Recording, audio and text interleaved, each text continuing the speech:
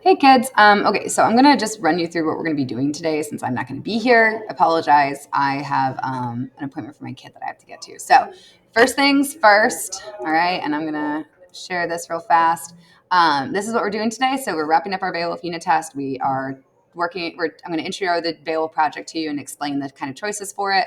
And then you're either working on the project or your SAME Matters. Your SAME Matters are due tomorrow at the beginning of class because we're gonna be conferencing on them. So, that gets kind of priority. Also, if you want to turn in your journals early, you can do that tomorrow as well. So working on your journals today might also be something that you want to do. I'm working on grading the Beowulf unit test. I know if your name's on the board, you are wrapping up the the annotated paper. Several of you, though, I have no annotation sheet for. So Aubrey, Delilah, and Riley, I don't have annotation sheets for you. I don't know if that's because you finished too close to time and you didn't grab an annotation sheet, but I only have 2 annotation sheets left. I printed 30 of them. There are 30 of you in class.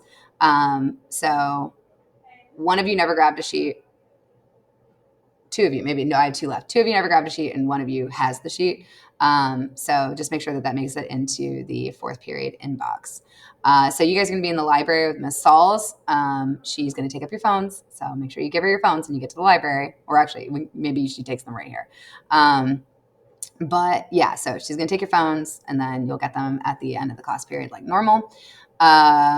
So like I said, your name will be on the board if you're wrapping up part of the unit test or whatever. And then hopefully those kids with the annotation sheets go talk to Miss Sauls. If you need an annotation sheet, she also has those. All right, so let's talk about your Beowulf project. So you guys, you can come in. I'm just recording this video for my 4th period. So you guys have some choices for your Beowulf project. You can do this with a partner, by yourself, or a small group. Just make sure that if you're working with a buddy or a small group, that the work is in proportion to the amount of people that are doing it. So the first option is that you can make Beowulf into a children's book. So you would like make a physical book. I've got a bunch of examples that you can take a look at. Make sure that it's child appropriate. So no murdering or eating or ripping arms off or anything like that. Be creative, find some fun ways to kind of talk about it. Maybe, Grendel is a monster that hugs people until they go to sleep or whatever. And then Beowulf wakes them all up. Whatever it comes down to. So the other thing you can do is these two both deal with acting and videoing.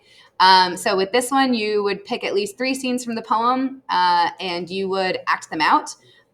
Wearing a costume, having props, all that kind of stuff makes it a lot better. You are going to video this and upload it to YouTube. If you would like to perform it in person, I have had a class do that before.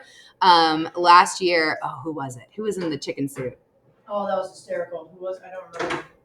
Some kid wore a chicken suit, and that was the Grendel thing. I've had kids use those inflatable dinosaur suits as well. They had that was Grendel, and then they put a bra on it, and that was Grendel's mom, and then they put wings on it, and then it was a dragon. So, you can utilize those things.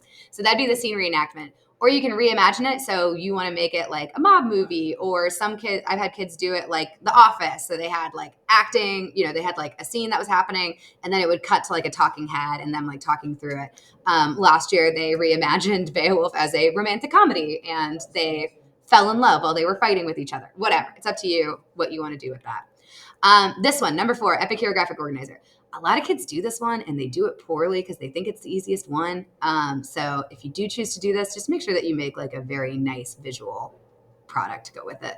I don't have any good examples of it because I've never gotten a good example of it. But basically, you're applying the Epic Hero characteristics. You would pull a quote for each characteristic. So you're looking at 16 quotes and then 2 to 4 sentences per characteristic that's explaining how the quote's demonstrating that quality. You would do the explanations on the back.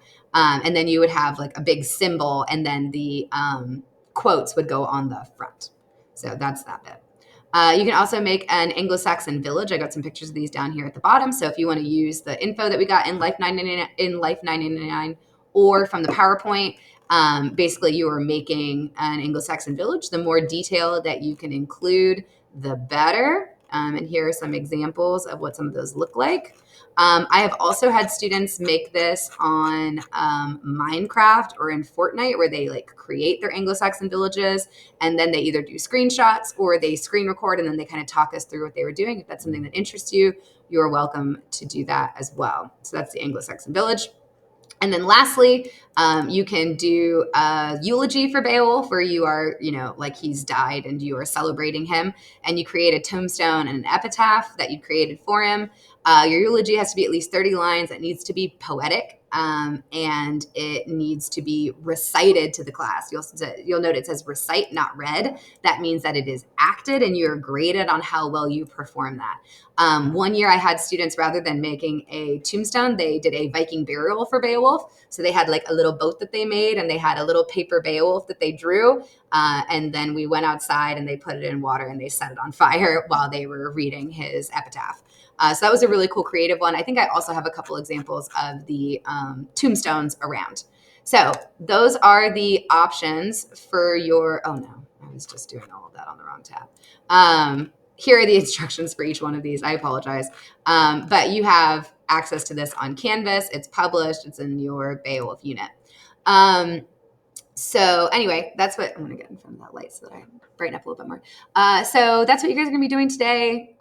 Make sure that you get those saving matters done. That's the most important thing. Bye.